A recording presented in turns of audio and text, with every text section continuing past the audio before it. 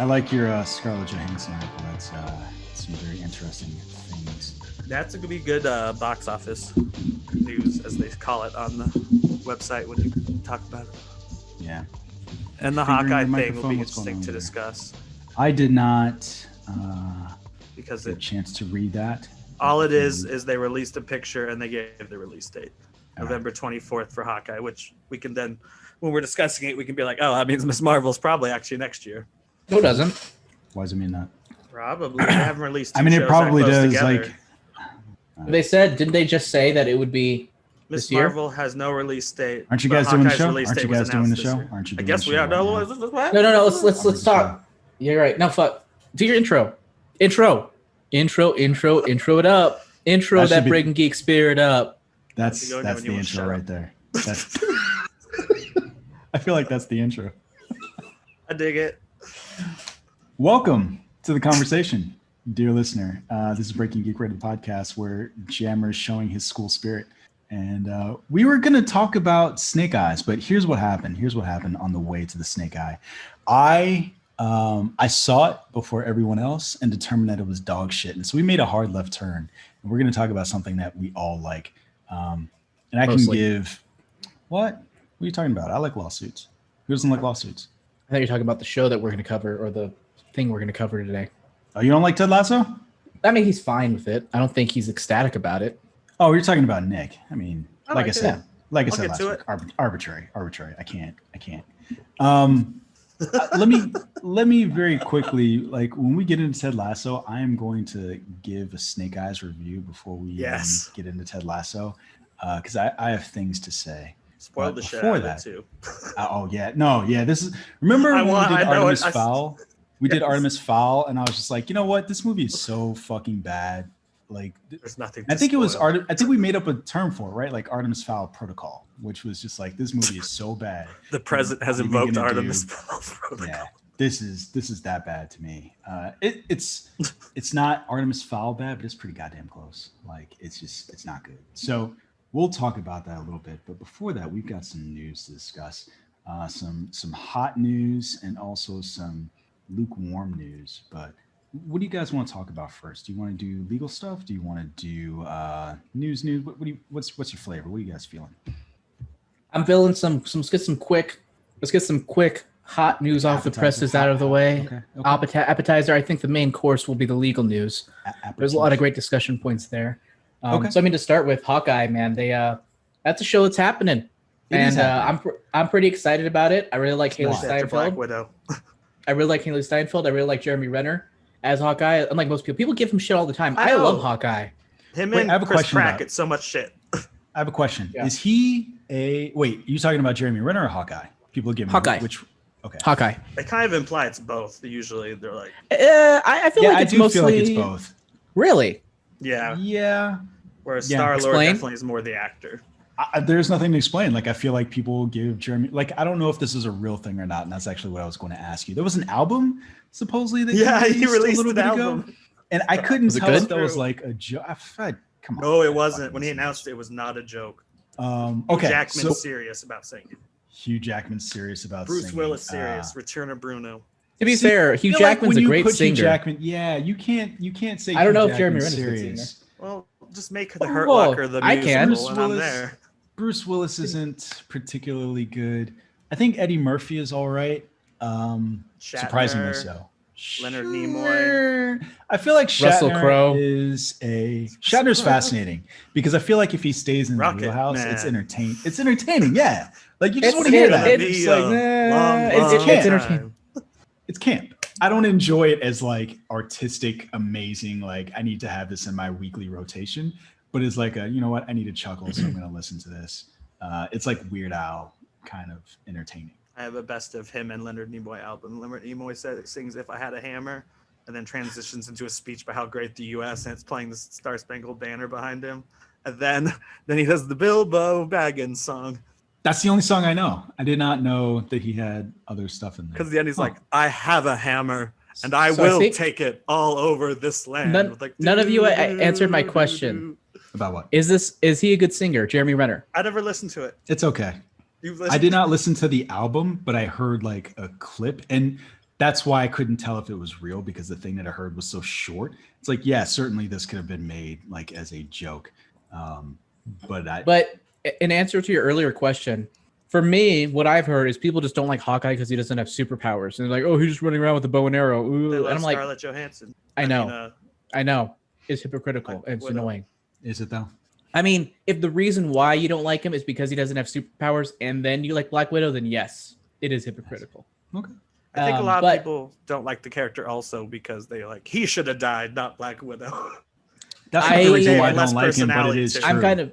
I'm kind of in that camp. No, he to be still honest. has the kids though. He has the current family. No, I hate that shit. I hate that So shit. Tanya I hate that hated this shit. point. Yeah, it's not I hate that. because it's like people that have a baby on board in the back. So you're saying what, like your vehicle matters more than mine because you got little humans in the back? No, that's not true. But Tanya hated this argument. And my argument was that he should have died in Endgame because he had fallen so far. You can't go around the world murdering people and then just come back and raise a family and be okay. Which I guess maybe is something the Hawkeye show can address. Maybe that would be great if they did that. I want to know why he's not with his family. Yeah, I think that would be a great entryway into this character. But which is as why far as what happened at the time, what I knew at the time before they announced this show, I was like, no, he should have died because where his character was too dark to come back and raise a family. But yeah, Jim, I think you're right. Maybe that is where they will go. And I also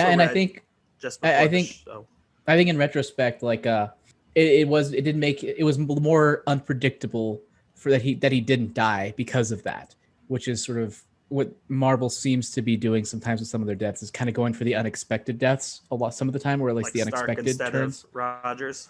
Yeah, those types of things. They're really trying to surprise us in those ways, and then pivoting off of those into spin-off shows / movies that are. Who's another surprising death? Who's a surprising death? He just said it. Stark instead the only of one? That's it? Stark instead of Cap. There's also let me think here. Well, Gamora. Can't say at all. Vision. I mean, they're bringing her back. Gamora at all. Yeah, Gamora. I guess. Actually, I didn't expect her to die. She's dead. It seems like that seems like an immediate cheat. Yeah, and then you have. But Nebula should have died. Maybe it wasn't a surprising death, more of like a surprising turn of events that were unexpected. Like there's a lot of those in this show. I mean, I didn't expect the Warriors 3 to all fucking die. To be honest, someone was complaining about that on Twitter the other day. I'm like, who cares? There's so many new characters in the new one. But we only say who cares because we didn't get to see who they. That's true. That they were cool. If we had seen that they were cool and then they died, I don't care. She's the only cool one in the group. But is she cool? Or you just heard her talk the most? You heard her talk. Yeah, the most. Based on the movies, is she really the coolest one? Because based on the movies, none of them are cool, except for maybe the Japanese guy. That's probably why I like her. The Japanese guy, maybe because he had that one last stand against Hela and then died anyway. But it's a low bar. Yes. Also, with the Hawkeye news. Hawkeye. Hold on. Hawkeye news. Sorry, go ahead. Yet? No, we haven't. It's airing. It's airing on November 24th. On former editor-in-chief just burying the goddamn lead. No, you guys literally interrupted me and then continued off of this fucking tangent about why Jeremy Renner is a shitty singer. We go off on different timelines that need to be pruned sometimes, but I never prune them when editing. Yeah, well, here's the deal. Hawkeye is happening on November 24th. It's starting on November 24th on Disney+. So that gives us about 4 months. And I think, is there another Marvel movie happening before then? Is the movies? Shang-Chi. Yeah, TV show. Shang-Chi is happening September. And Eternals will have happened before then too, I think. Oh yeah. Okay. But so TV much show wise, Yeah. I don't think we know how many episodes. I've heard up to 10 that What If takes up. No, What If. Hawkeye is probably 6 because if that takes up 10 weeks, then we won't actually be that long without Marvel, even if we're waiting for Hawkeye. Whereas Hawkeye will be over in 6 What weeks. If. I'm not counting What If. I probably should, but I'm not doing it right now. It looks shitty. I think you said it looks.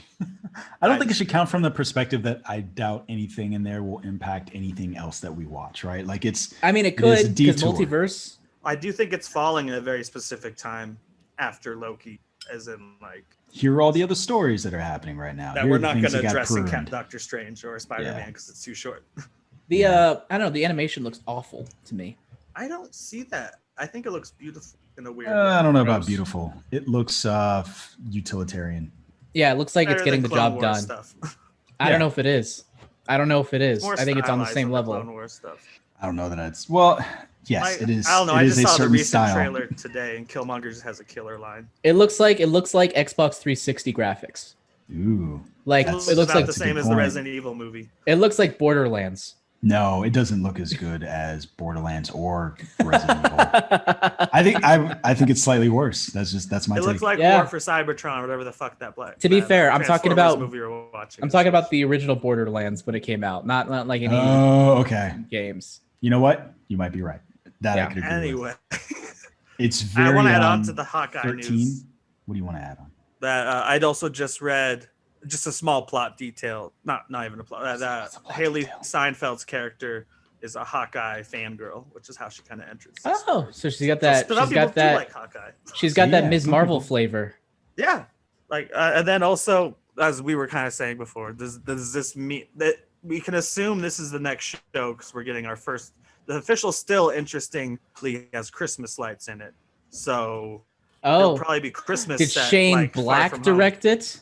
No, but Far From Home is supposed to be a Christmas movie too, and Shane Black didn't direct it. But Speaking of I Christmas, think did this you Marvel guys see it? will There's be a, next year then. the Guardians of the Galaxy Christmas special. Did you guys see that? And that's what I was gonna What? say. It's unfortunate about Gamora's death is that Why? Gamora's not in the Christmas special because the movie's about looking for, and the Christmas special takes place before it. So they Yeah. listed the characters that be in it. And it's like that's so weird. Gamora's not in it because she's like one of the original. I don't Guardians. care. She was boring. I'm glad they killed her. Hopefully, this next iteration of her is going to be interesting. Okay. But She was boring. She was the most boring character in the whole series. Tell me I'm wrong. Come at me. tell you that. No, I don't know that I think that that's true. I think she's very complicated. I think that her relationship with Thanos. No, and I things that didn't. made her- I didn't say she wasn't complex. I said she was boring. I think there's a Mantis difference is boring there. as hell. No.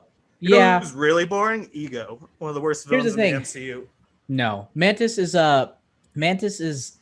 is maybe boring, but she's at least entertaining. Gamora is just bland and Interesting. boring. She could be complex in here, but it's not enough to make it interesting out there. Jammer wants all of his characters to directly say what they think, like little comic bubbles. Yeah, I don't. What are you talking about? No, I'm just saying externalize it in a way that's interesting to me. She was just generic She's the female. cold-blooded killer of them all. Even more like Nebula's been able to evolve. Yeah, but he's longer saying that because that she doesn't was make given- her. That in and of Interesting. itself doesn't make it necessary. But before we go on another tangent, let me add the little bit of this news. So we've got James Gunn on record saying that this is something that you're going to have to watch. So previously we had Kevin Feige talk about WandaVision saying like, hey, you don't necessarily have to watch this to be able to understand Lying what's piece of happening in shit. the movies. Yeah. I would still Yeah. pick the fool who goes to a theater and doesn't watch WandaVision or Loki. So what James Gunn said about the holiday special is it's in canon. It's about the Guardians. You're going to learn stuff that you need to learn before Volume 3, and it's great. I'm really happy with it. I'm They going to also film have- it in the same. I'm going to film it at the same time as the movie. I'm using a lot of the same sets, the same actors, obviously. So we're filming simultaneously with the film, but it's going to have to be edited and finished sooner. So, all those things are kind of interesting. Oh, in addition to the fact that it's going to be about 40 minutes. So Fucking that should be James Gunn. interesting. This guy is fucking crazy. He has done so much in the past year and a half, like the past 2 years. No. In the past 2 years, He did The just do a Suicide TV Squad, show, Peacemaker, which came and out like of nowhere. diving straight into this. It's like, what are you doing, dude? Like, he didn't just create them. They literally was like, hey, I have this idea. They're like, okay. 10 months later, he finished shooting it. How the fuck do you write a whole series didn't they that like quickly and announce shoot it? Peacemaker after it was already post production on the Suicide Squad? He's like, I oh think yeah, so. I'm gonna do a show with John Cena next week. Yeah. Or after I Yeah. get quarantined in Canada for 2 weeks. I think the other thing that's kind of interesting about what he's been saying, I don't know if you all have been seeing the news that he's talking about, hopefully some of the work that he's been doing will lead to a Marvel DC crossover. I have no idea whether or not that's actually going to happen, but it's very fascinating to have seen him be in these two worlds. And if that comes out of this, that'd be pretty great. I mean, the big shocker for me was that in the last trailer for the Suicide Squad, they said from the director of Guardians of the Galaxy. See, I was shocked Yeah. they didn't say that in the first one. Like we've had this conversation with the first trailer. Oh, did No we? one knows the name James. No, because it was the opposite then. I'm like surprised they didn't put it in. Yeah, I agree. It's Like, a here's competing the thing. company. I but wasn't it's like, surprised. I that's thought his they movie. wouldn't want to promote competition. That's Marvel why. stuff, yeah. That's why I wasn't surprised. But I was just like, that's why I'm surprised now that they did. I'm like, oh, they did it. They made sure that people knew who this guy was. Well, that helps which is too, smart. because I went to Black Widow last weekend with two friends. One of them actually liked the first Suicide Squad, so he's on it. The other friend had seen it. Oh, I thought you were gonna say on drugs. No. So, so she watched the trailer. We watched the trailer came up, and she was like, "What the fuck is this?" And we're like, "What do you mean?" She's like, "Is this like a sequel or like a reboot or like?" What is this? Some kind of Suicide Squad? And the only reason she was interested is it said from the director of Guardians, because she doesn't know who the fuck James Gunn is, but it said from the guy who did Guardians. It's like, oh, he does team movies. Why wouldn't his DC movie be just as good as his Marvel movie if they give him the freedom he claims to have? It looks like, and the reviews are hitting. The reviews are amazing. Reviews are ecstatic. Last I checked, they were at 98% on Rotten Tomatoes. Oh, it dropped. Let me double check. I looked at yesterday, it was 100%, and I was like, holy. And there was While you're looking yesterday from went from 98 to 100 yesterday. So one of the little bits of news that did come out about James Gunn that actually made me a little sad. He said that DC offered him Superman. And while I know, Jammer, your thoughts on Superman, I would love to see what James Gunn could have done with a Superman movie. I just think that he is such a good director, and he's just been hitting so well lately that to see his take on it would be fascinating. Yeah, that was the one they wanted him to do, but they said he could do literally anything. I'm sure they would have taken Batman off the table if you really said Batman. But really quick, it's currently at 99% with 72 reviews. So still do look real solid. critic reviews on there too, right? Not just geek websites who will give any movie an A. No, here's the thing. No, not yet. Oh damn! It'll come down a little bit then, because the first Suicide Squad was Here's the best movie ever. People always say this. People always say it's like, oh, it'll come down. Like, yeah, it probably like 90 will. Or 80. But I'm not saying all the way down. Yeah, that's the thing, is like it's 99%. No, very few movies start off with 72 reviews at 99%. Like, just by the law of reason, that's not a law. Nor is it. I thought you were gonna say the law of averages. 96%. No, I mean, sure, law of averages, because there's at most there's probably gonna be another 200 reviews. It's probably going to go down to 94 at the lowest. That's your guess? At the lowest. I'm saying 96. No. I'm saying at the lowest. I'm not predicting. I'm saying it's not going to go below 94. You guys should make a bet. You should make a bet right now. I'll witness it. I'll hold the money. I'll hold it. Here you go. He's like, hey, Nick won. What money? What money? You're talking about? We'll Venmo him money and hope one of us gets it back. That's great. You know what? I just started a Venmo account, so I'm all ready. I did it for this moment. Did you just want to brag to everyone that you started a Venmo account? That's what it sounds like. No, actually, I'm hip. Venmo. You know what's crazy about that? So here's a tangent. Because I was overseas, I could not use Venmo. They would not allow me to use either my German number or my Google Voice number. And so I came here and I got a number from T-Mobile, and apparently the person who had it previously also had Venmo. So I couldn't sign into Venmo. They have the worst customer service. And it was amazing to me, the lengths that it is PayPal, but PayPal is amazing.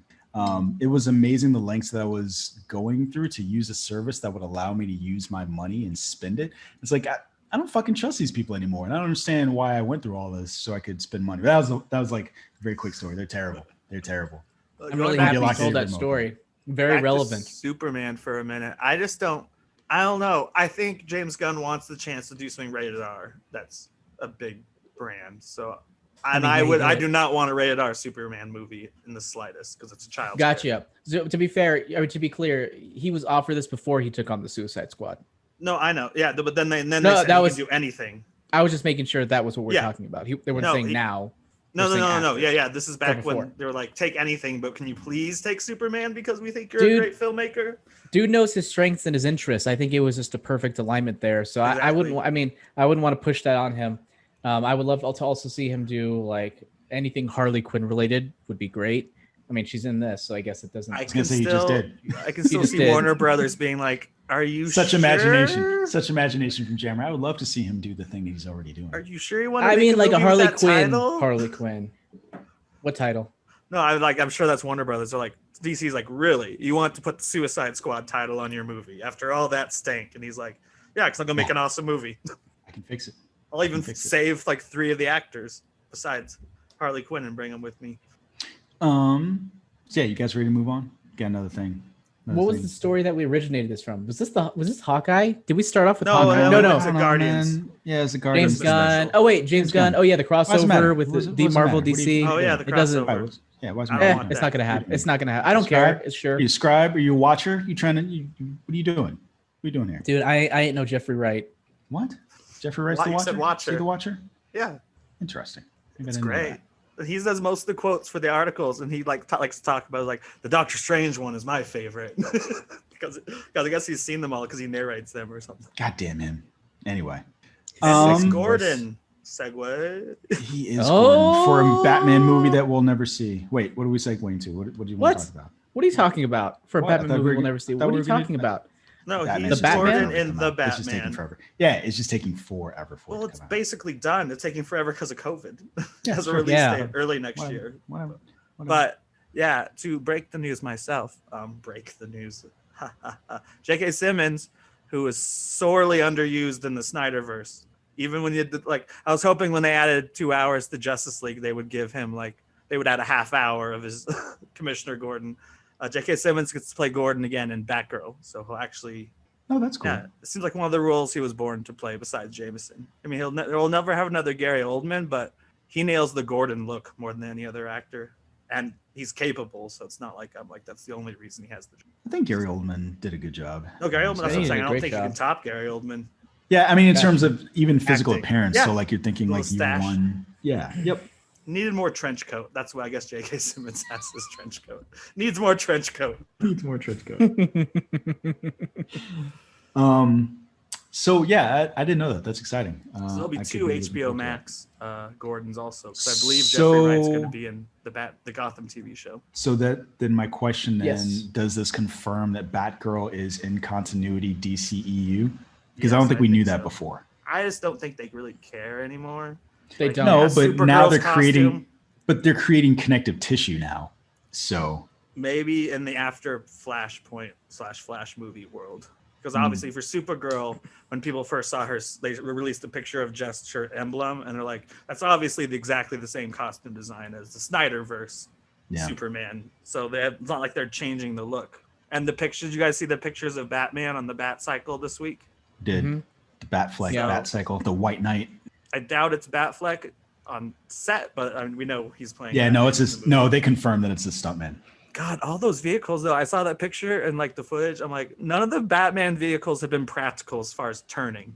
Like he's chasing someone who turns, and then the scene just stops when the turn is supposed to happen for Batman. And they yell cut because the Bat Cycle is so.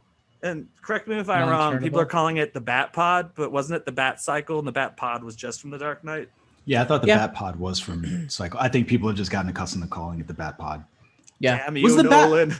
I feel like the Bat Pod, when you was say Bat Cycle in practical the for turning, comics. no. When you say practical for turning, That one mean in did actuality. weird stuff, but I mean in He actuality. means we're not going to get a shot of him turning. It's just going to be we're going to do one shot and then he's going to be in another shot. Like there's no it could be a physical fake bat screeching pod shot. turning. Yeah, Or I like, don't want what that. is it? Dark Knight, Batman Returns, where he literally shoots a hook into a lamppost so he can get the Batmobile to take a tight corner. I think that's the It's first either one. it might be Batman. I just remember the MythBusters even tried it and they just destroyed the lamppost and crashed the car. That would not work. Not work at all. So yeah, that should be interesting. I'm looking forward to that. Jammer, knowing that it's in continuity DCEU, does that make you more or less interested in this? I don't care about the continuity of the DCEU. Just make good stories, make good movies. What? I agree with Jammer. What's so funny? It's like it's too late. I just think it's funny. I think Well, I I'm just think one it of makes those it people. slightly Everyone's more just like, interesting. oh, they need to make Flashpoint, make reasons why it's so different. I'm like, no, just don't explain it. Don't explain it. Whatever. Make good stories. Have a good time. If for some reason the world pans out and Zack Snyder can come back for a Justice League sequel, great. If not, move on. Like I do not care. It doesn't On my matter. family vacation, I showed them Birds of Prey for the first time. What did And they? it, like that just feels like it isn't connected, even though it's the same actress. You're like, this is a way different Gotham than how it's normally shot. Like, they never even mentioned Bruce, but like they're in a world where it seems like the only Kingpin is Sionis. Like they're not talking about any other villains. So I'm like, Well, like I mean, that, it's a that could be self-contained universe. story, It could yeah. not be universe. It doesn't matter. Yeah. It's fun. It really doesn't matter I agree Yeah. with Jammer. Okay, it makes me slightly interested, slightly more interested. that it's not connected. Or No, that it connected? is. That it is. It just makes me wonder what they're going to do with it. So she's Barbara Gordon, does that make him daddy? That's her father? Oh shit. She isn't. Didn't they cast? Oh, is she a white actress? No. She's Latino too, right? Yes. Batgirl. I know Supergirl is. Well, Yeah. I mean, he could be. He's allowed to have or some shit. No, I know. I was just curious. He's allowed not to be married to a white woman. That is a possibility. Is he? I forgot Batgirl was his daughter when the casting of J.K. Simmons happened. I was like, oh shit. Right, and that's it's like how they use. That's how Marvel used racism against us for Michael Keaton twist in Spider-Man: Homecoming. It's just like no one expected that was his daughter. That's what they did. No one suspected it because they cast a black girl. I think it makes it slightly more interesting, but that is connected, not the race thing. But it is surprising that they would do that. So yeah, that's cool. I don't know. Christopher Maloney Gordon is still my favorite Gordon. I just want to see the live action version of Harley Quinn Gordon. Oh, he does Gordon's voice. What are you talking about? What? Christopher Maloney voices Gordon in Harley Quinn, where he's like, "I'm a damn good cop." I want to see that made live action. Drunk Gordon, good. Batgirl's doing most of the work. She has to sober him up. He's like, I need to rewatch that. I need to rewatch that. I love their relationship in season. I'll watch it. Rewatch it. When is season 3? When's that? Has that been announced yet? As far as like, it's been announced, but not a date. Right. And there's a comic coming out that bridges the gap, but what? Half of it's the voices. It's not required reading, and half of the reason I like the shows. How do you know that? Have you read it? Yeah, you don't know that because none of the comic books. I don't know. Have you read it? There's barely any continuity in that show to begin with. Have you read it? Everyone dies except for Bane. Spoilers. Not really either, but they have no rules over at that show. No continuity rules. This is Harley Quinn. There are no rules. You guys ready to move on? I feel like we've juiced that story for all the milk that it is worth. I want to hear a Russian wolf or something later. Pour the milk over me. What? You should be on the show. You gotta either watch the episode or be on the show. No do-overs. So I don't know if this is the biggest story. Is this the biggest story? Scarlett Johansson is suing Disney over Black Widow streaming release. I don't know biggest, but it has the most opportunity for it has the most opportunity for discussion. There's a lot of implications there in terms of, and I think I also I understand why.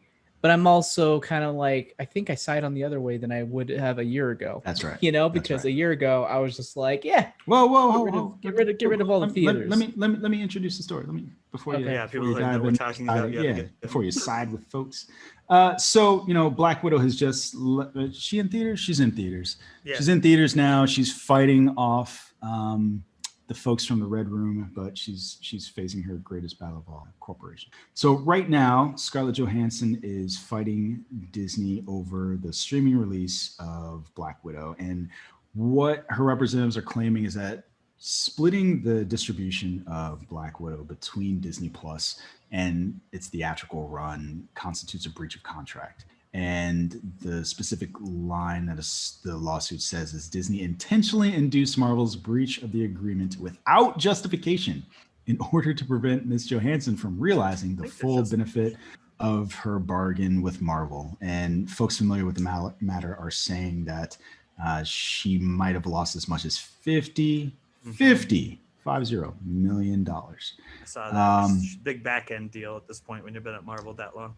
Yeah. So this will surely not be the last case where Hollywood talent stands up to Disney and make it clear whatever the company may pretend, it has a legal obligation to honor its contract. Well, that's from her attorney, John Berlinski, the attorney of Kazowitz, Benson, Torres, LLP, and those are the folks that represent Ms. Johansson. Hey, just the completeness of the record, trying to say what's what. Jammer, you were saying that you would have agreed differently at a different time, but now you feel different. Here's the thing. As legally speaking, I think she's potentially in the right here. Let me rephrase that. Wording was weird. No. Let me back up here. Legally speaking, I'm not quite sure where things stand, but as far as me wanting to see things in theaters versus on streaming has changed in the past year.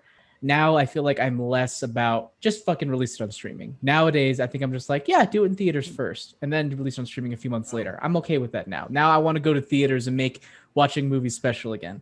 But I'm just interested to see where this goes because I am just shocked how these companies, first it was Warner Brothers and now it was Disney, how it's I understand the need and desire to put things either simultaneously or exclusively on streaming first. But I don't know how they just decide not to look at the contracts they have in place and make sure that they aren't in breach of them. And who didn't say, hey, maybe we should, talk with Scarlett Johansson's people and see if there's any sort of deal we can sort out that'll make them happy before they actually release it on streaming. I just don't understand those conversations not happening. That being said, I don't know where the legality of it all stands. To me, as someone who hasn't studied law, it seems to me like I could see she has some ground to stand on, but it all depends on how everyone sees the current state of COVID. Is it bad enough to where they could justify it?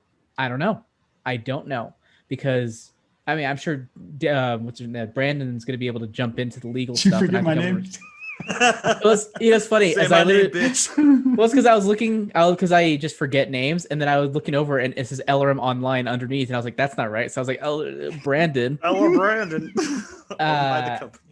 So yeah, I don't know where this stands, but I think I am slightly in favor of Scarlett Johansson, because it'd be really annoying for Disney not to even approach you and ask you about it, considering how much stake you have in this contract, and given just how much actors like Robert Downey Jr. have had with different back-end deals in the past with their movies. It does seem like kind of a massive cheat, especially for someone who has been as intimately involved with this franchise as her. So, boom, that's where I stand. Oh. Nick, how do you fall on this? Well, first of all, I actually want to but say something the Jammer said that I have a reversal on. I decided this week I wish every movie was released simultaneously, and then you could choose to go to the movie theater if you like it. Not necessarily for free, but like you pay $30 at home for any movie the same weekend it's out, and then decide if you want the theaters. I wish Hollywood worked that way after COVID. Because there's a lot of movies I'd see weekend one, but only if they were at home. But going back to this, it's be interesting because we talked about this last year with HBO Max, because they were saying some similar stuff where they talked with Patty Jenkins and Gal Gadot about it, but they didn't talk to anyone else. They didn't talk to James Gunn. I think Legendary was one that was threatening to sue, because there's a lot of movies do have the contract where it must be played in theaters. Yeah. So I believe Legendary at one point was thinking, they listed Godzilla versus Kong, but they were thinking of suing at one point, but I never heard anything else later about that. I think HBO Max backpedaled on a couple of key projects that's why they decided not to, I think. I don't know. I don't know what I'm talking out of my ass. Because James Gunn, who is very vocal on Twitter about everything, was very upset that it would be the same day release. So it's interesting, I guess. Here's the other thing I was thinking. The first thing I thought when this news came out was like, damn, I was actually assuming that they were going to make some other Black Widow movies and make them fit somewhere in the MCU timeline.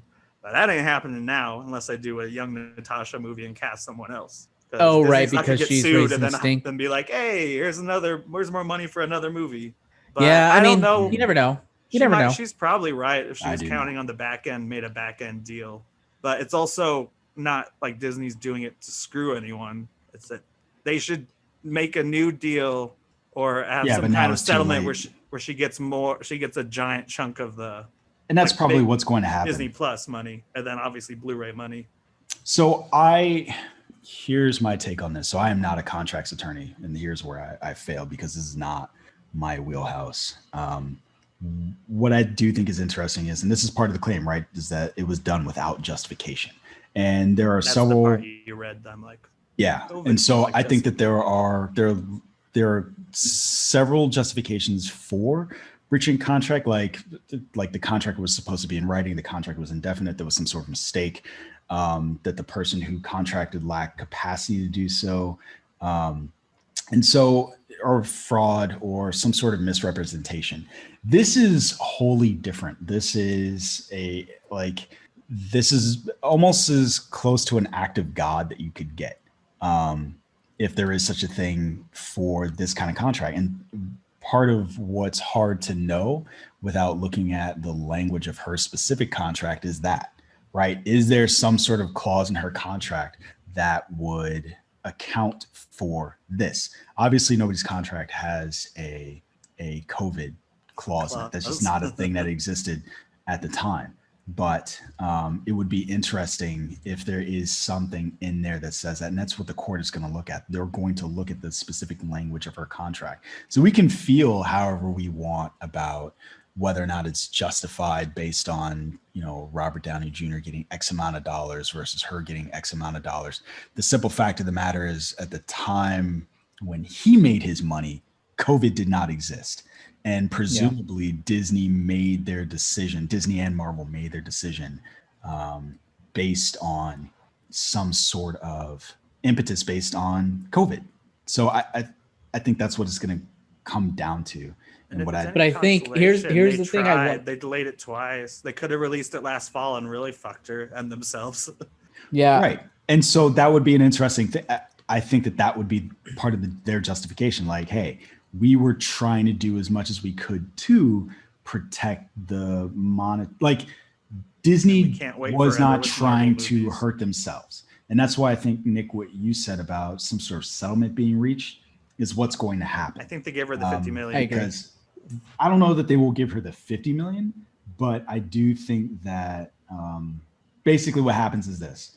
Disney's going to make some sort of argument like, hey, listen, we did not create and release a movie with the intention of it failing. What we did to protect the public. And so there are individuals who are vaccinated, there are individuals who are not vaccinated. For those who don't feel like comfortable in doing that, here's the rationale for why we did what we did. And so based on that, they'd be able to argue like, hey, this pandemic was an act of God and we could not foresee or do anything, but we did as much as we could to protect those assets and protect the assets of Miss Johansson. So again, echoing what Nick said, I think it's just going to come down to is how much is Disney willing to settle. It's not going to be the 50 million. It'll probably be like, it'll be a significant amount. It will be tens of millions. Yeah. What I wonder if they're going to basically have a case against them saying, well, it's COVID times. The case could be, well, you also release it in theaters, right, meaning that you're okay with releasing in theaters. Also, yeah, like I think that's a strike against them. Like if they had just done it streaming, I think they'd have more of a case. But now it's just like, well, but I think the argument in favor of that is everyone in the country isn't vaccinated. So they would bring in medical experts. They would bring in those folks. They would bring in people to say like, hey, between this period of time, X percentage of the population was vaccinated. And based on that, we made a decision based on the information we had at the time. And so there was a significant portion of the population that was vaccinated. Those people could go see it in theaters or choose to see it at home in safety. And I think the more that they hit that safety argument and the more they hit the pandemic argument, that's more points in their favor. Yeah, fair. So where do you stand on this as someone who doesn't know the full story and could have an opinion because it's the internet? Like, do I think that she should make, I don't think that Disney intentionally breached the contract. Would you have sued? If you were in her boots, would you have sued? If I had gone to them and said, hey, I was supposed to get 50 million because it was not released in theaters, I need at least 30. And if they said no, then I would have, I'd have come back. Be like, all right, I guess we're suing for the full amount. Whatever amount that she was projected to make. Oh, never. I was going to say it's really interesting. Because obviously they say it's because they didn't like talk to her about it and stuff, where it's like she knew for a long time that was going to happen. Did they say that? I missed that part. Well, I mean, I don't know. I thought you said something like that. But the idea, at first I was like, why didn't she sue till after the movie came out? Did Disney pay her off? And it's like, oh, she's suing because it didn't make the money she was hoping to make. So I answered my own question. Yeah, probably. Or maybe also she just wanted to make sure I'm out of the MCU. I could sue now. Right. To promote a movie. But at first I was like, maybe it was because of the release of her movie. But no, it's definitely because it underperformed. And like she said, she expected 50 mil more on the back end. Right. She's got an island to buy. She's got a Nick Cage to follow after. Yeah. I mean, she's got facial surgery to undergo. Wow. How do I feel about it? If that was what her contract said, then that's what her contract said. And I don't think that it's right that Disney should be able to use the pandemic as both a sword and a shield, right? Like we have released this because it's a boon to them. right? To be able to release something on Disney Plus as well, because they get more people to sign up for it. They get more people paying $30 to watch this. If it's just like a Straight single to them. household that goes straight into their No pockets. movie theater cuts.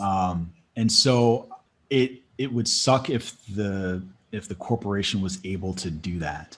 So I again go back to the idea that they need to come up off of some money. I don't think it needs to be the full 50 million, because they're not reaping the benefits of the full 50 million, or of the full amount that this would have gotten in normal times. Yeah. So who knows? Who knows? I'm shrugging in case you can't see me, which is everyone else other than you two. Yeah, I mean, so at the bottom line, it's a bunch of millionaires fighting over millions of dollars that I'll never effing see. So I don't feel that strongly about it, but I do understand the quote unquote alleged injustice of it. So she needs to get paid for the work that she did. Florence Pugh better watch out on her future contracts as a widow. It's true. That's She all I'm should. saying. It's true. Keep an eye on that money. Follow the money, as conspiracy theorists say. Follow the Protect money. yourself at all. Where there's smoke, there's fire. Where there's smoke, there's fire. Where there's smoke, there's fire. There's no horizon. What? I would like to bring up a news Flat Earth story. thing. What's your That news story, was- Nick? Very sad, and then turned out okay. I was worried all day Wednesday for Bob Odenkirk, or Tuesday. Like that hit in the evening, he collapsed on set. There wasn't any information for a while. On set of Better Call Saul. Better Call Saul in New Mexico, was rushed to a hospital.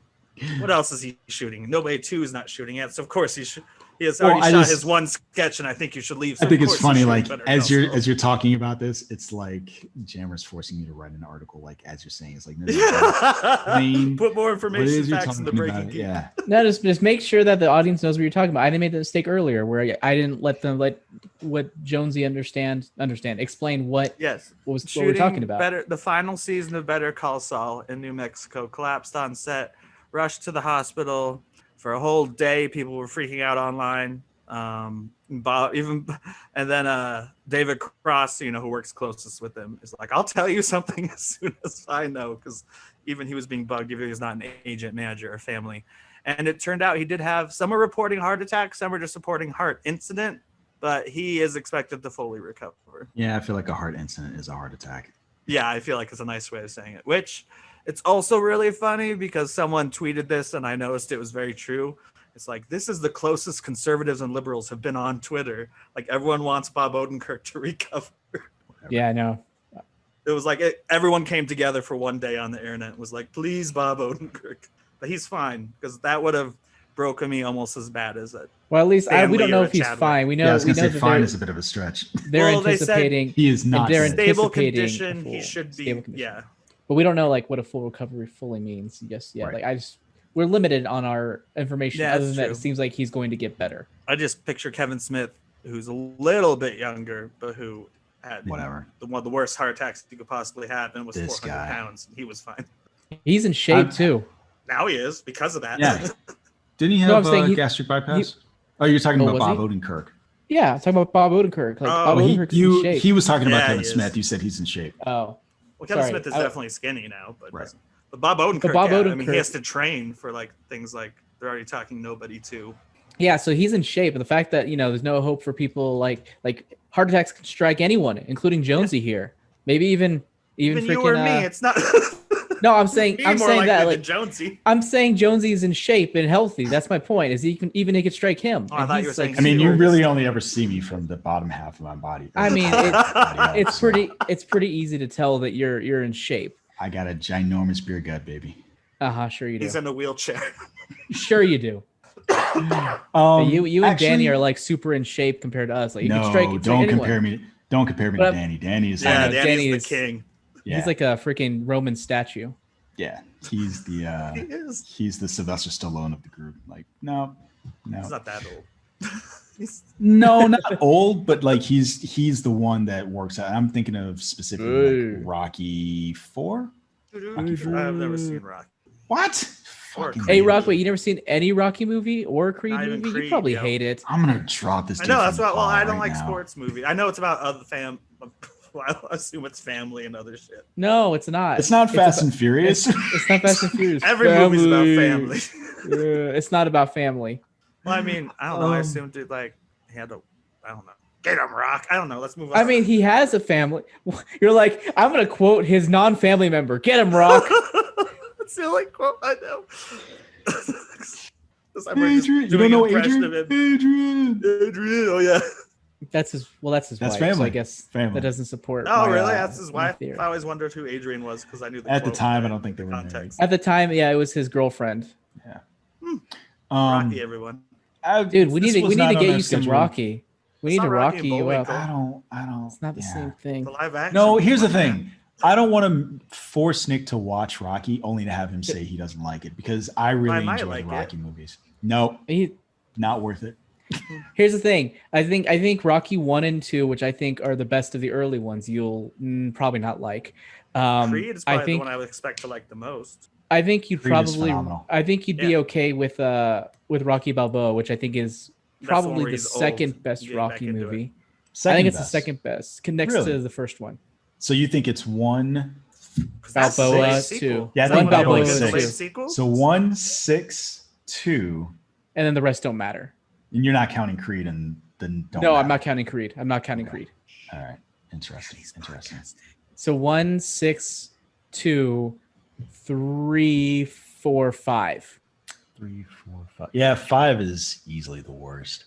And if we're to include Creed in there, maybe probably Creed. Creed. What a weird tangent to come from how much Balboa. Wow. Then 2. Then I don't remember. You were talking. Wait, so you said 1? So 1, Creed, Balboa. No. Creed 1. Creed then 1. Okay. No. Creed then 1. Then Creed 2. So where does the first Rocky fall? No. I just said Creed, and then Rocky 1. Then Rocky. Right. You just said where does the first Rocky fall? It falls in number 2. Okay, so Creed, Rocky 1, Rocky 2. No, Rocky Creed Balboa. 2. Creed 2. Creed, Rocky 1. Really? Keep them as separate franchises. Rocky 1, Creed 2, then Rocky 6, then 3, 4, 5, 6. Or 3, 4, 5. 3, 4, 5. I can get on board with that. Yeah. It took an hour, but we're there. I concur. Hopefully you all understood that, folks. I love Mr. T as a villain. Like, he was so good in 3. He was fun. Hey, woman. I pity the fool. Hey, woman. Get yourself a real man. Anyway.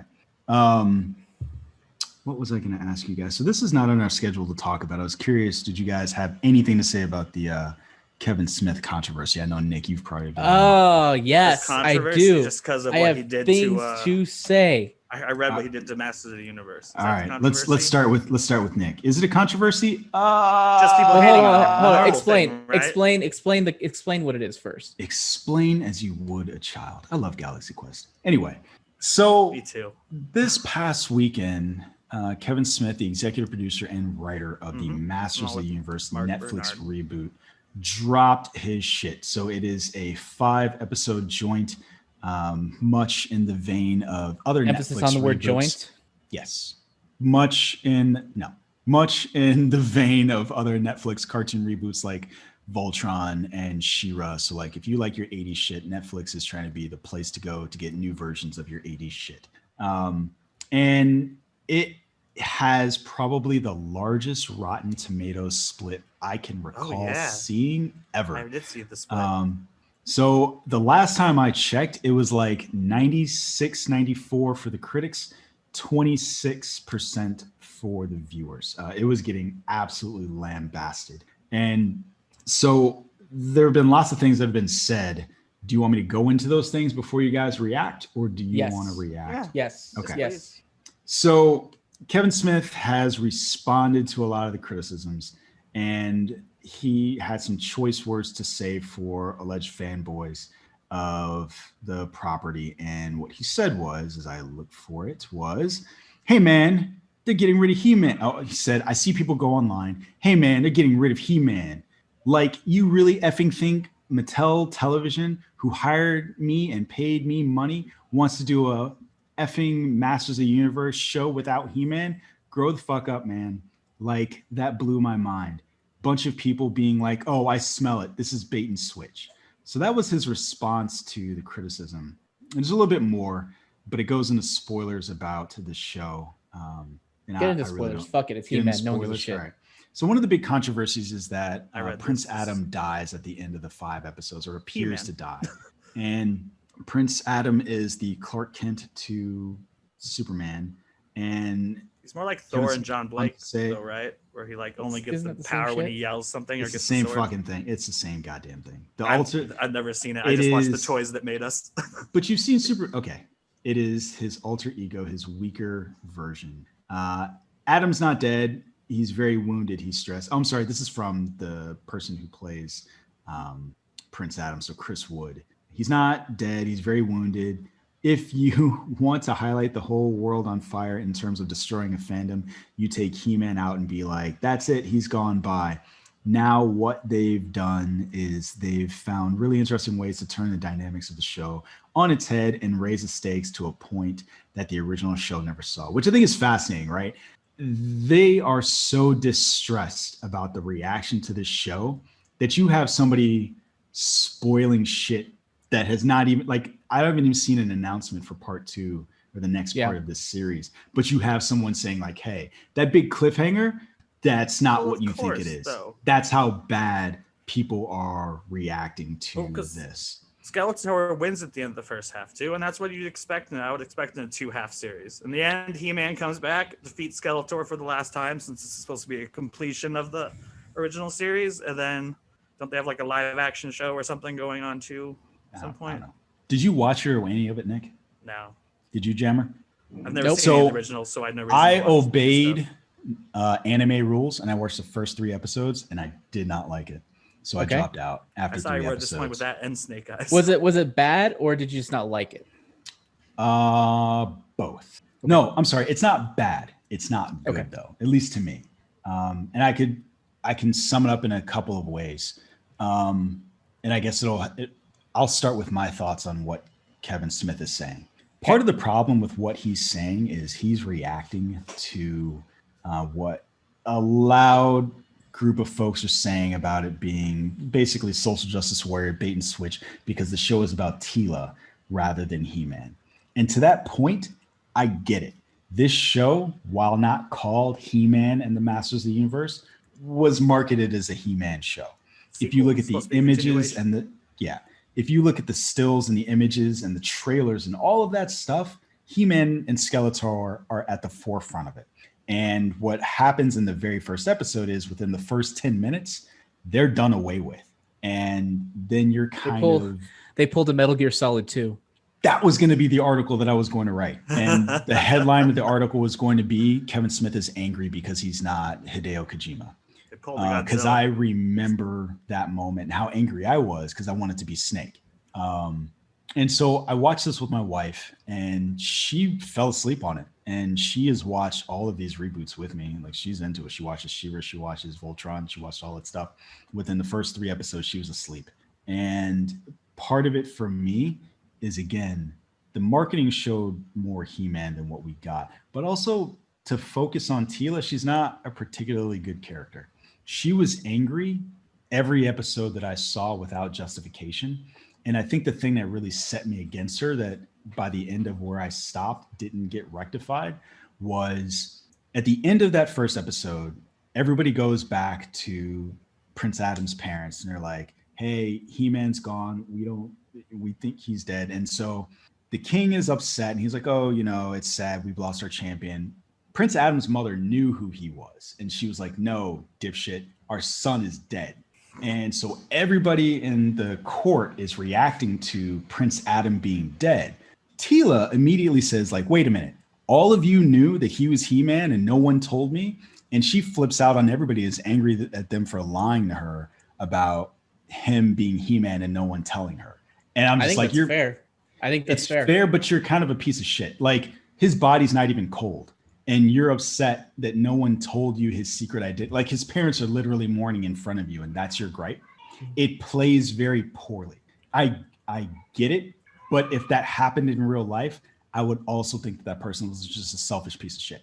I can see why there's the divide, though. I'm sorry. Last thing I was going to say. The last thing is, I also don't like Sarah Michelle Gellar's tone. Oh, yeah.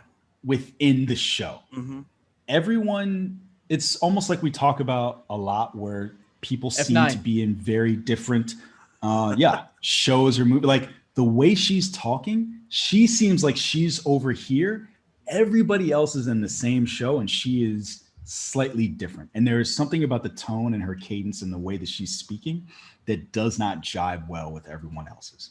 Is it? Fair. So from those things, I'm just like, I can't get into this. And I totally get that it's a normal reaction. But again, after watching someone lose their son, it's hard for me to accept that and not think that you're a shitty person. Okay.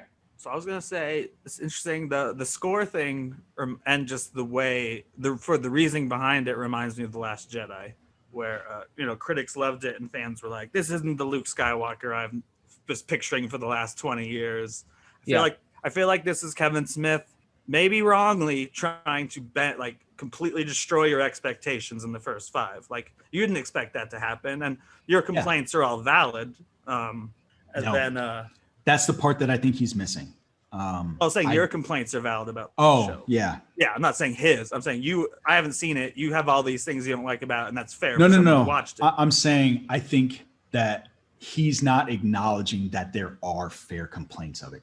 Every defense I've seen of him, well, not just him. So every defense I've seen of him and his criticisms of the show all center on a toxic fanboy element not liking this, and ignore that there are problematic elements to this show. It is not by any stretch of the imagination a 90-anything%. It looks good. The production values are amazing. There are some standout performances like Lena Headey, perfect casting as Evelyn. Mark Hamill, really good at Skeletor. But the problem is you barely see Skeletor. And it's frustrating to me, the era that we live in, because I think that there, like you said, Nick, I think that there are legit complaints about this, but they get ignored and they're getting swallowed up in kind of like if you don't like it, you're just a toxic piece of shit fanboy. To be fair, there are a lot of those people. Yeah. Oh yeah. The He-Man. That's the thing, is that's why it's like I'm almost with Smith on this. I'm almost just like lifting up my middle fingers. Fuck you, He-Man fans. Like I just hate the way they're handling this so poorly. Hold on. Let me finish. They're handling it so poorly to me, and just like I can understand maybe where Kevin Smith's point of view. It's not about subverting expectations. It's about telling a story that surprises. And I think there's that disconnect between delivering on expectations and still surprising. And I think we've gotten to the point where, because of brands and IPs, you can no longer surprise anyone because everyone goes in with a set of expectations, and it just kind of limits the amount of creativity that we can have in a lot of these big properties, which is disappointing to me. And I could see them like him. Stop talking. I like it when points for you with evidence. I know you are, but you're distracting me, and I lost my thread. Now it's gone. Thanks, Dick. Maybe if you had a better memory, this wouldn't be an issue. Yeah, well, I do not have better memories, so there's a problem there. And so, hold on. Let me get there. Go. Okay. I believe in you. It doesn't allow us to like have actual unique things, and I hate how these toxic fanboys are blowing things out of proportion. Not to say that you can't have complaints. Obviously, you can, but I do wish that I could understand them wanting to sort of advertise it in some way, and then just sort of surprise you in another way, and hoping that it'd be a fun surprise for everyone. And then also they're going to be building up towards the rise of He-Man once again, and then they're basically Dark Knight Rising. And can you imagine fanboys being like, "Oh, they broke Batman's back and threw him down a pit"? Fucking no. And then problem is that's not a good movie. That's a movie. Yeah. Oh, okay. But those weren't the complaints. You know what I mean? I never heard that as a complaint. I do not like Dark Knight Rises. I hate it. Absolutely. So I'll say this, and I think part of the problem is it's not just the marketing. Kevin Smith, as Kevin Smith does, was very active in social media talking about this. And so one of the things that people have done is pulled out some of the things that he's been saying since this was announced. There was a headline that I can't find anymore that basically was hinting that the show was very much about Tila, And he tweeted and he said, with all due respect to Screen Rant, I've read every script for our show, plus wrote a few, and viewed 4 amazing animatics. While Tila is as present as she has always been in the Masters of the Universe adventures, and she plays a big role, our series is literally about He-Man. Now, I do think that there is a way to interpret that to mean like, well, yeah, he's in the background and he's talked about, and a lot of motivations that people have are about He-Man. That is not an entirely true statement based on what happens in the series. Here's the thing. What I see that all like, oh, he lied. I'm not saying he lied. Don't say anything. No. I think he did. Like, what do you expect him to go? Oh, you caught me, guys. You're absolutely right. And here's what happens. Saying nothing is an option. Shutting the fuck up is an option. But the thing is, you can also lie. If you're like Kevin Smith. It's not a big deal if you can. If basically say, hey, Kevin Smith. You know, obviously he basically actively reacted to this without being put on the spot. But I'm saying is like, if someone writes an article saying this is the plot of your story, and you cannot react. But I mean, like, there's nothing wrong with lying. I'm sorry. I'm of the opinion you can lie. I don't give a shit. It's entertainment. This isn't like fucking Sean Spicer, you know, as a press freaking person just lying about something that's important. This is literally just about a fucking TV show. The toys. Like, just toys we play with. This is literally just like, people get upset that he lied. Fucking cares. He lied because he wanted to surprise people, and he wanted like to have a story that really engaged people. Like, it wasn't like because fuck you fans. It was because he probably got really excited but didn't want that to be spoiled. I agree and I disagree. Like, I think you have to be careful with it, right? I don't think so. I think we've seen. So I think there's a difference, right? We've seen Marvel lie, like straight up lie. And in their trailers, the times that they've done in their trailers and interviews. Like, I remember you and our first interaction was when I was talking about, like, before I even joined the website, it was about Infinity War and Endgame and whether or not time travel was going to be a big deal. And what the Russo brothers said was that the device that Iron Man was using at the beginning of Infinity War, the memory device was going to play a big role.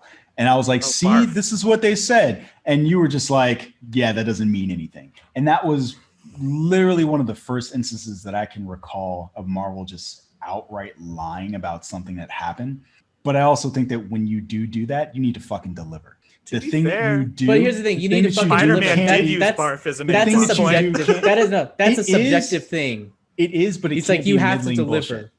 But it's not middling bullshit. It is just they made a decision you didn't like. No. Basically, what everyone's saying, middling bullshit about like replacing with this character, kind of going forward with her. That sounds like anything but middling. She's not a. Saying you don't like her is a subjective thing. All of this is subjective. I agree. I know that. But you're saying you have to deliver is such a subjective comment. The fact that we're even having a conversation about it means that what he's saying is that what they did with this character, what they chose to do, is problematic. Not just for me. I agree with you that my opinion is subjective, and I'm not saying that because a lot of people also agree that it means that it's right. What it does mean is that there are a sufficient amount or a loud enough number of them that have caused an issue. I mean, there's a lot of people who caused issues about many different things that weren't issues. That doesn't make it right. I don't think that means that it's not an issue, though. I think I agree. What? I don't think you said that. You said things that aren't issues. I said my point is just because a lot of people are up in arms doesn't mean that it actually is an issue. Okay, I'm telling you from my perspective, she's a bad character. I'm sure I wouldn't like her, but my point is that that's saying that you can't say that and then not deliver. But the whole idea of delivering is that's my subjective. That's my subjective opinion. Like, if you're going to do that, deliver. Like the specific example that I gave about Avengers, what they chose to do is like, you know what, y'all lied, but you fucking pulled it off. So I have nothing to say. That's my subjective opinion.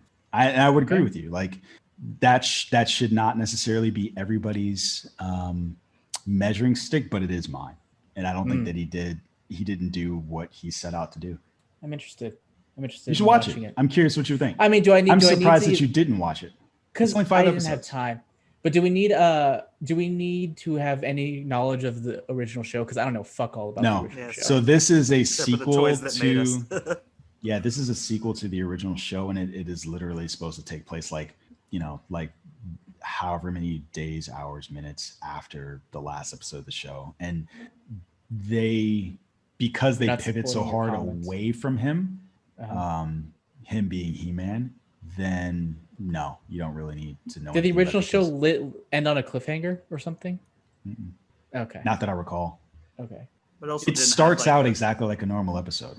Because the other thing Kevin Smith has said is like, if you want to see like Skeletor get like stabbed through the chest, this is the show for you. Because like you can't do that stuff back in the old He-Man. Just like how the Batman series had to be tame in the 90s.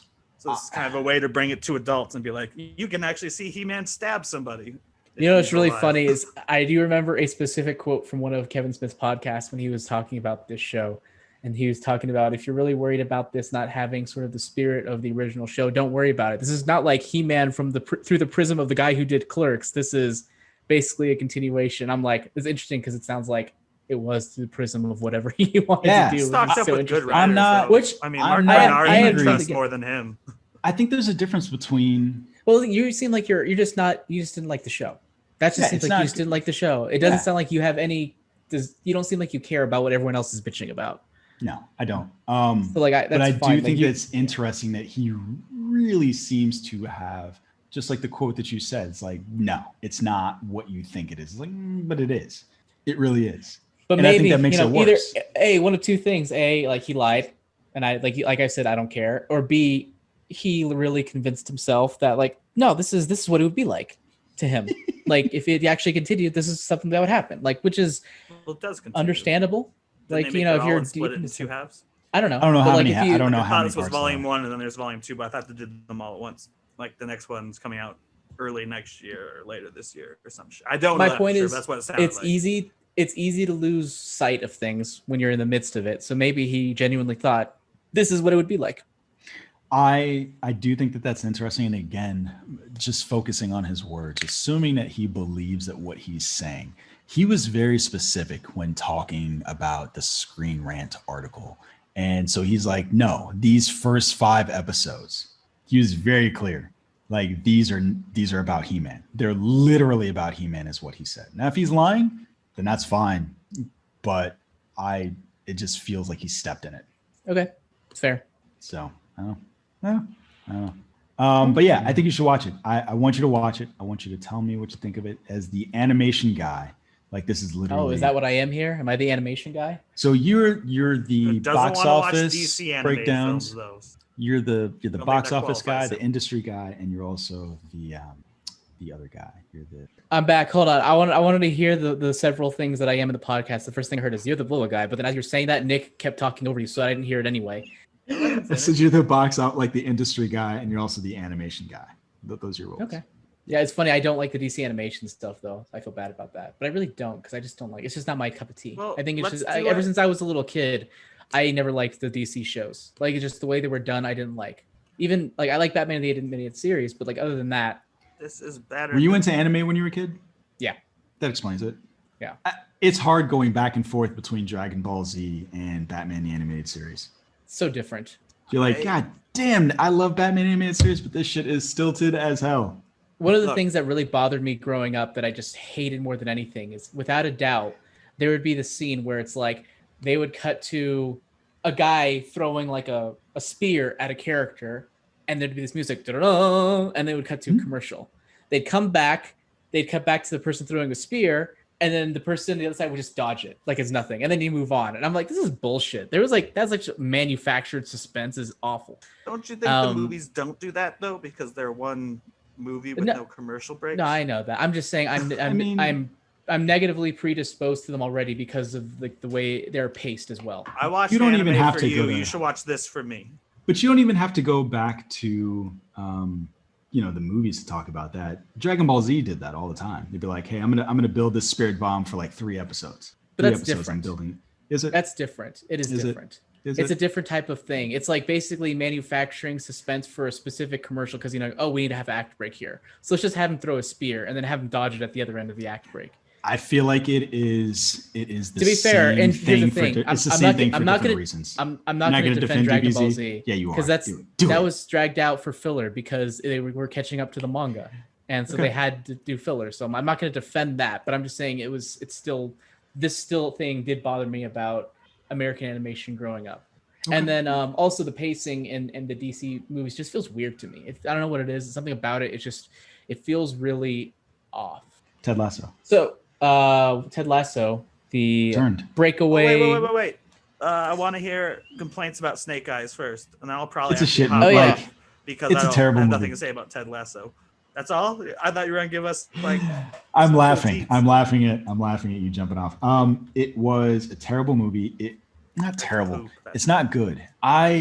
It's one of the few times that I've been fooled by a trailer where I was like, oh man, this trailer looks so good. I'm gonna go see this movie and and it just wasn't. And the weird thing was it all seemed to be that I was surprised because it made me want to read the comic book, which doesn't happen very often. That's what we call the F9 effect. Yeah. Basically, you go back and you're like, I'm going to go back to the source. You go back to the source. They basically made Snake Eyes a bad guy. And my understanding of Snake Eyes as a character is that he and Storm Shadow had the same master, and that it was set up to look like Storm Shadow betrayed the master. And as the master was about to be assassinated, Snake Eyes is shot in the throat to prevent him from saving the master's life. And so he and Storm Shadow always had a rivalry based on that.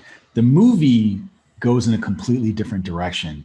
And it's just, they set it up where Snake Eyes ends up saving Storm Shadow in the beginning, but it's only because he's a plant from this Yakuza boss who wants to take over the clan that Storm Shadow is a part of. And it's like crazy, ridiculously, weirdly complicated and stupid up front. And then you just don't like Snake Eyes because it's apparent that Storm Shadow just wants a brother and someone to fight alongside him. Like Storm Shadow is unequivocally the good guy. And that's Snake interesting. Eyes, it is. That kind of makes me want to watch it. From a character perspective, it's very interesting. And I definitely walked away from the movie rooting for Storm Shadow and disliking Snake Eyes. But that's not how the movie plays it. They really want you to believe that Snake Eye, it seems like, is still somehow the hero that he always was. In addition to the person that they got to play Scarlett, terrible. Like, again, talking about people being in different movies, Snake Eyes and Storm Shadow are in one movie. The Baroness and Scarlett are in very different movies. And it seems like Baroness is back in the old G.I. Joe movies with Channing Tatum and Marlon Wayans, which she perfectly fit where she is out of place here. And I can't tell you, the reaction I had to Scarlett was, you know how you watch movies sometimes and you're like, I mean, I guess maybe I could have been an actor. And then you see an actor struggle so much, you're like, maybe I couldn't act. Maybe this shit is hard. That was Scarlett. Like, she was so bad. I was like, maybe acting is hard.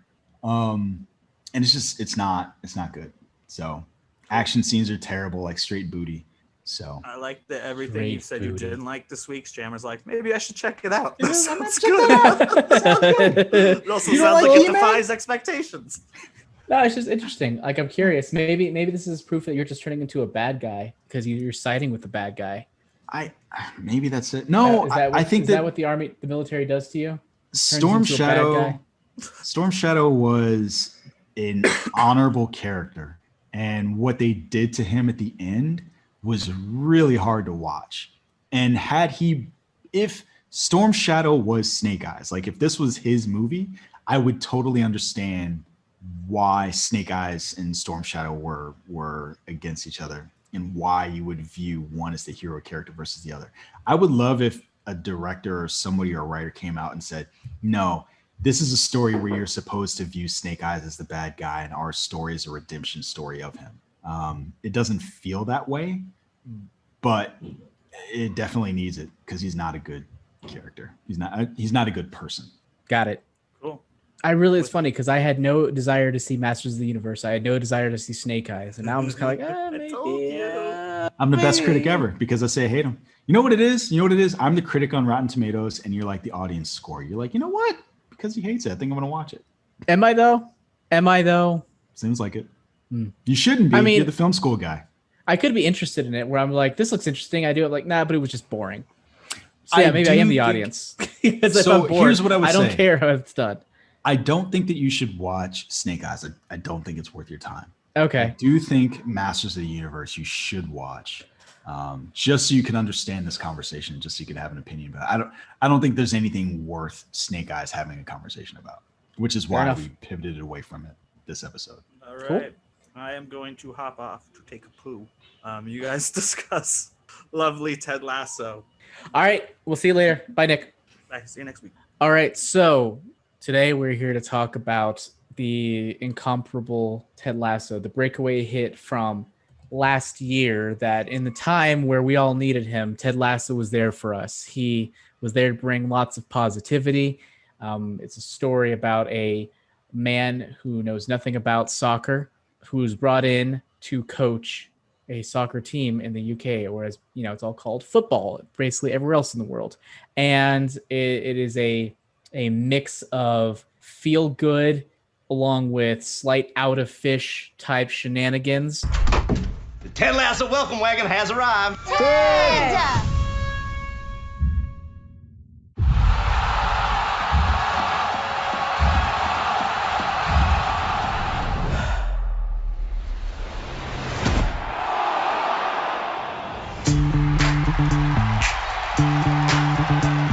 So, you're heavily favoured this weekend. You think this will end your embarrassing streak of draws? Lloyd, I've never been embarrassed about having streaks in my draws. You know, it's all part of growing up.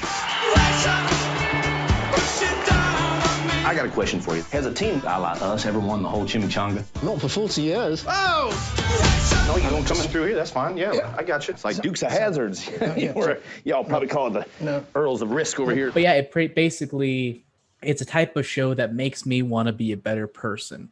And I think that's a lot of people's reaction to it is like, it's just so wholesome. It's so makes you feel good inside. I thought you were going to say, I don't want to be better. I do. Okay. I know you don't. It's because you're terrible. As we've learned from your Snake Eyes review, that you've lost sight of what's good and what's bad. Apparently, I haven't seen Snake Eyes. Anyway, I'm Billie Eilish. I'm a bad guy. Oh God. So we have now the second season. Now I feel like this show really caught fire over the past several months, and it's really like it's like their flagship show over at Apple TV Plus now. Like they're really leaning into it really hard. Like which I love. They were like, "You're gonna love morning show." Like, no. Everyone's gonna love Ted Lasso. To be fair, morning show is fucking awesome. It is. It's just not the thing that I do not get the impression that people gravitated towards that. They have lots of quote unquote prestige television, like Morning Show or For All Mankind, and I don't think Mythic Quest is in there, but definitely those two shows. Have you watched that yet? I haven't. I'm scared of being bored. I watched the first episode and I was kind of bored. Oh no. Okay, so I'll probably not watch it then.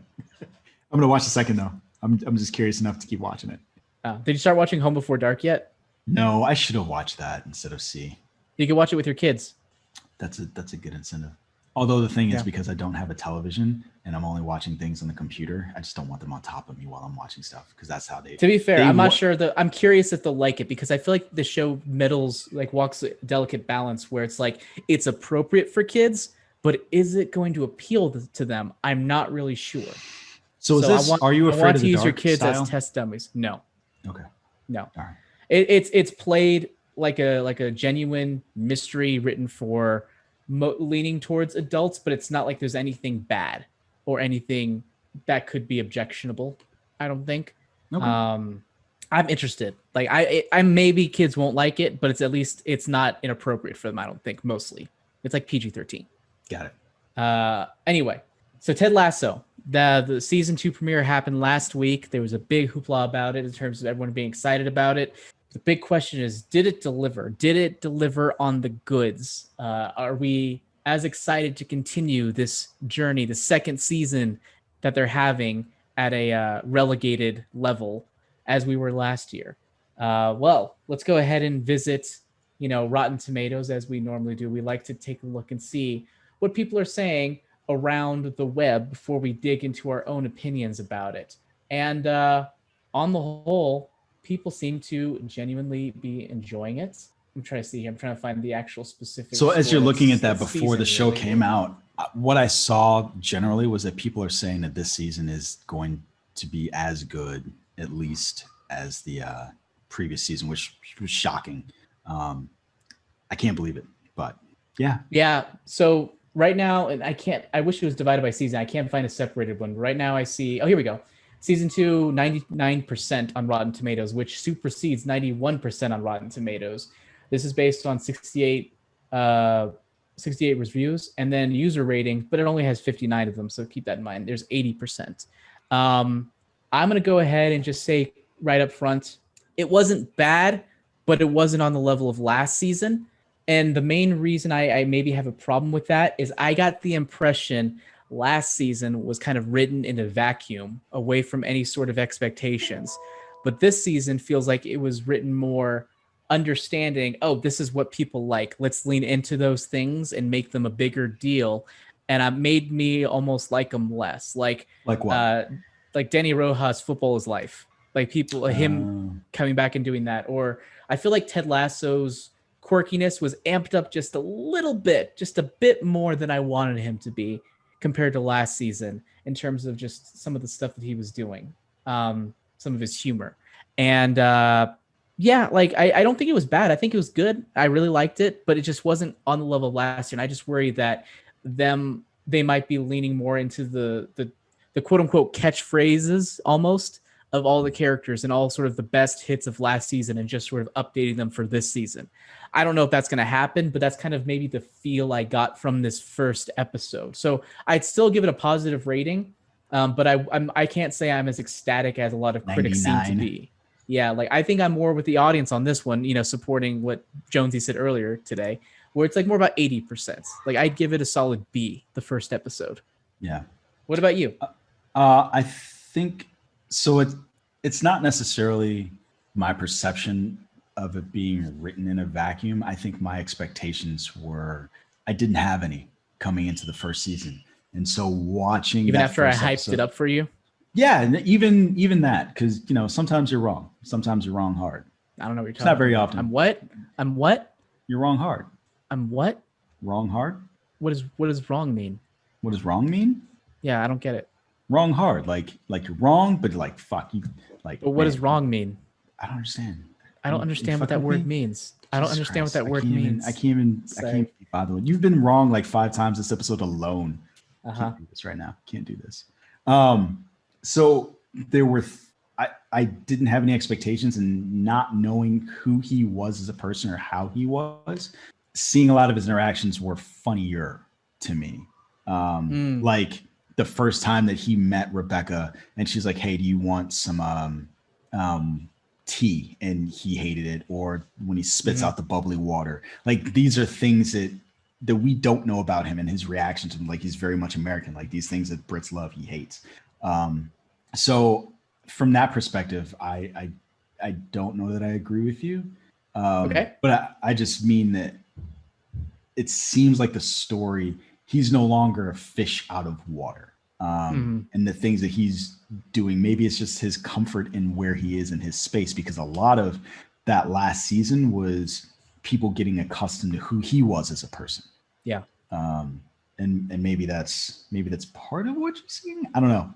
Maybe he's more comfortable in sort of being himself, so he's almost like amped up a little bit, and he's always playing to an audience, and maybe they've adapted to him, so he's able to play to it a bit more. So maybe it's just a character growth thing, and not an audience thing. That's possible.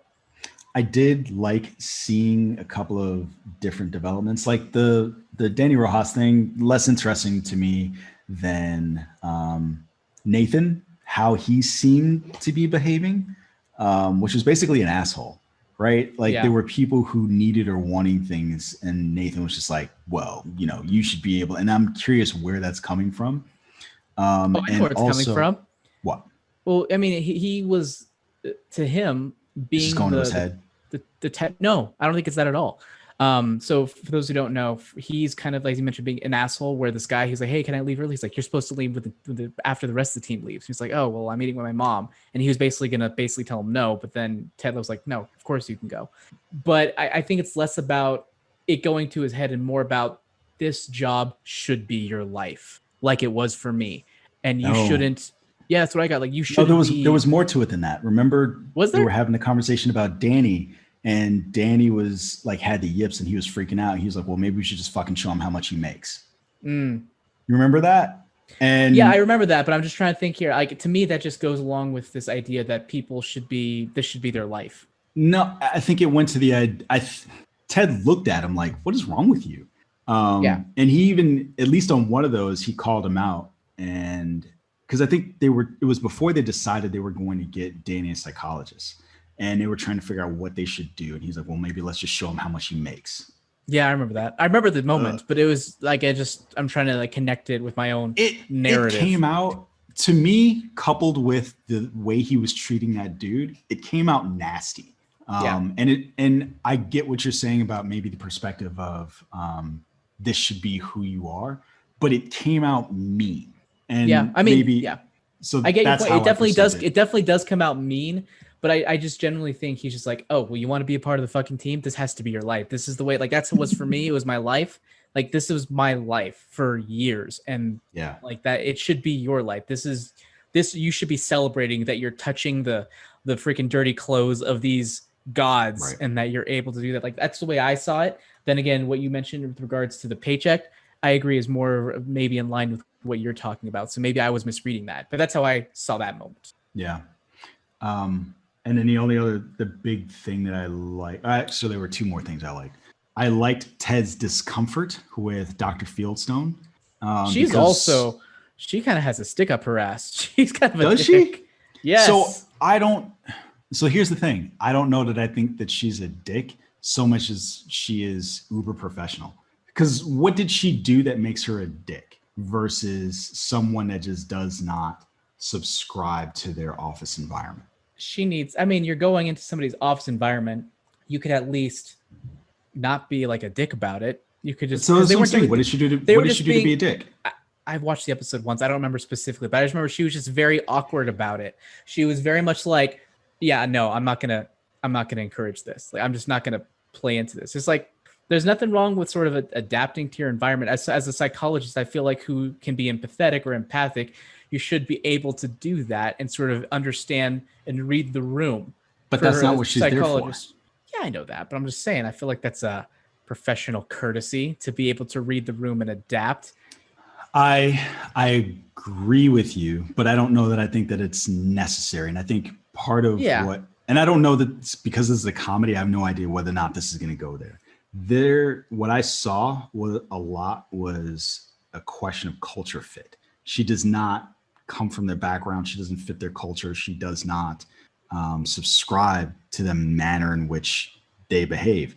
And one of the things I think is kind of interesting about it is, they've called her because whatever is going on there, they can't snap Danny out of it. Mm-hmm. And so her even subscribing to how they are would run afoul of her goal. I'm not saying she has to participate. She just could be less awkward about it. I don't think she's awkward. She's just not. So she just doesn't think. Maybe she doesn't think it's funny. I don't care if she doesn't think it's funny. She doesn't have to laugh. She could just not be super awkward about it. I just don't think. I have to watch the episode again in order to remember how she. Yeah, in order to remember how she reacted. Here's the other way to. It wasn't just like. It was just more of like, what the fuck is wrong with you? No, it felt like a really sort of knee jerk.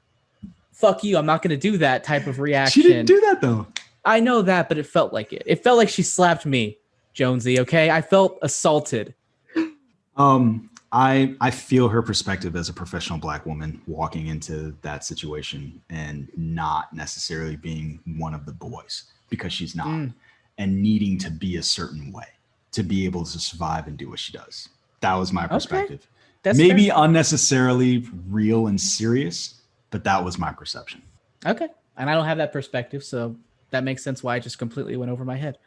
Man, you're a Latino dude. I feel like you should be like, yeah, I can understand. I know Latino is marginalized, but it's not Black. It's a different kind of marginalized. Sure, I guess. The other thing I liked was Roy Kent's group. So that was fun. I like because I think it was very obvious where it was going. I mean, let's admit it. Freaking Fast 7 or Fast 8 did it before this one, where you're basically being really intense and yelling, and then you smash cut to the little kids that you're talking to. But I really like his team and how they were just as fucking metal as him. And the girl who was just like, yeah, you were tough. She's like, yeah, right, I was tough. And they were just super intense back. And I was just like, I like these kids. That's awesome. That it wasn't just, they weren't just staring back and being like, oh, but it was like, yeah, like we are a bunch of fucking sissies or whatever he said. Yeah. Way to sacrifice. He called them pussies. Pussies. Yeah. He's like, yeah, we are a bunch of fucking pussies. You're right, coach. We are. And they're like 10. And so and then the teacher walks by. She's like, you can't call them pussies even when they're being pussies. Yeah. And I'm like, he kind of did. He did it already. And they seem to not care. So, you know. I lost you. I can't hear you. Can you see me waving? I'm going to text you. I lost good on them. you. I just lost you. Wait, you're back. What? No, I'm here. I heard everything you said, by the way. Making fun of me. I was kidding. Did I make fun? No, you did. You did not. Okay. But yeah, I just thought his side story was good, and I'm interested to see what he ends up doing. I think it's either clear he's either going to coach or be an announcer, one of those two. But either way, I'm really excited to see how he gets played into the main story. And I continue to also like him and Keeley together. I think they're great. And what's she going to do for the rest of the series? I'm excited for that too. I know she's doing more social media type things for them as well. Yeah, I think the main thing I'm excited for is them, because they did kind of overcome the main hurdles of the last season with the conflict inwards. Like, it's interesting to see them start to lay the foundation for the conflict to come. Like Nate, as you mentioned, it's like, you're being kind of a dick. What's that about? Or, you know, the fact that Ted Lasso is having like kind of I don't want to say inferiority complex, but like he's being a little insecure about the therapist who's coming in and who's able to essentially do what he feels like he was hired to do, which is turn the team around and be their sort of sounding board. So there's that. And then there's a couple other little things. So I just think they're doing a good job of bringing in conflict in a way that feels mostly natural. Yeah. What I find fascinating about that last thing, or the next to last thing you said, was the doctor is able to relate to all of these players in a way that he can't. Which I find very interesting, and how she's able to turn it on and turn it off. So like one player walks in, and I think she was speaking French. Yeah, she speaks different languages. She speaks their language. Yeah. Which actually is, I think, interesting, because in spite of what I said about her, it seems like it's very clear that she's able to connect with them in a way that Ted Lasso isn't. So Ted Lasso is able to. You're just gonna repeat the things I say. Just gonna. No. He's able to endear. Yes. To them by basically his American charm, and everyone kind of falls into place and grows to adapt to him, whereas she adapts to them. So it's like just that. I know you said it, but I'm parsing it out. I didn't say anything. You gave me a look. I'm nodding in agreement. And then she adapts to them, whereas he had everyone adapt to him. So there's just a different way of connecting. Yeah, and I think that's kind of interesting. I think that might be at the heart of the difference in the way that you and I see her. She just chooses not to. That specific thing that you said, like adapting to him and his Americanness, she just chooses not to. She's like, nah, I'm not doing that. Yeah. But for these people where this is my job to interact with these people, like, yeah, I can do that. So be interesting. Yeah. I'm curious to see where that goes. Yeah. What else would you think? What did you think overall of the show? I'm enjoying it. I think that some of the stuff seems slightly more manufactured than others. Like the Sky News thing, with Roy Kent deciding whether Nate's going to go to Sky News, like whatever. Rebecca trying to figure out whether or not she's going to be with this guy. I liked the way that Roy explained it, like mansplained it. It was like, no, you should fucking feel with somebody that makes you feel fireworks. I liked that, but I also think that is a non-conflict. I disagree. She basically has been she was in basically an abusive relationship for years. Emotionally, yeah. And she only just got over it. So it's like, how do you adapt to that? I think that's a very real and relatable conflict. It's a very human one. Okay. Maybe another way of saying it is I'm not particularly interested. Fair enough. Here's why. I think this is what it was. The guy that they were having the discussion about, and maybe this is to the point, was so uninteresting that I just didn't care. I liked him. I liked him, but he just seemed like there wasn't a clicking there, and I think that's also a very real thing about it is that like he was fine. He was a tosser. He was totally nice guy. He deserves to have a nice name person. Drops Martin Short? Who does that? I don't know, man. Who name drop like Martin Short? My point is he's fine. My point is he's fine, but he's not like. It's very real to where it's just like you date these people who are just like fine, but like, do you really want to spend the rest of your life with them? Do you really want to get in deep with them? I don't know. And she's at this place now where she was able to recognize, no, I shouldn't settle just because somebody actually likes me now. I should find that person who makes me feel special. Very relatable, I think. Sure. Very relatable. And interesting. I don't know about that. Interesting. So all you got to say about Ted Lasso? Yeah, I mean, it was just a 30-minute episode. I think it's a solid start. I'm interested to see where it goes. I am worried that they're going to be playing too much into the greatest hits aspect, but on the whole, I think it's solid. No mention of Diane Sawyer. Did you see that? No. So there was a line where I think Rebecca asked Ted, like, hey, do you want something? I don't know if it was tea or water or something. And he said, where's the effect of the same thing I would say if Diane Sawyer asked me on a date? Absolutely. Yes. Okay. And so Diane Sawyer tweeted that clip and said, Ted Lasso, I'm in. I'm game. Nice. Yeah. So it's cute. That's cute. It's funny. Made me laugh. Made me chuckle. Yeah, it makes me chuckle too. Love it. Yeah. I would say yes if Diane Sawyer asked me on a date. I don't know what she looks like. What? Yeah. You're going to look this up. Terrible. I mean, I just want to talk to her for her like journalistic acumen. Super smart lady. Okay. You sounded super creepy saying that. Just saying. Journalistic acumen. No, but just the way you said it sounded like you're really going out of left field to like make it seem like a joke. I wasn't sure. No, she's a staple in the media. You know who Diane Sawyer is. What's going on here? I know what she is, but I don't know what she looks like. Okay. Crazy. Anyway, while you're looking up Diane Sawyer, I'm going to close out the show. Okay. So, dear listeners, if you like Diane Sawyer, let us know. Otherwise, LRM has other great content on the website for you to peruse, listen to, and basically do whatever you want to. So go check it out. Otherwise, you can find Jammer where? Where can you be found? You can find me on Twitter at Jam the Writer and all of my books under the name AJ Cerna on Amazon and Audible. Fantastic. And you can find me being slightly less productive, either on the website or right here on Breaking Geek Radio, the podcast, or on Twitter at Sir Jonesy. Folks, as always, thanks for listening, and we will catch you on the next one. Hasta lasagna. Make sure you're not too messy. What? Mission failed. What? Not too messy. What's happening? What I missed? What happened? I just felt like changing things up. I see.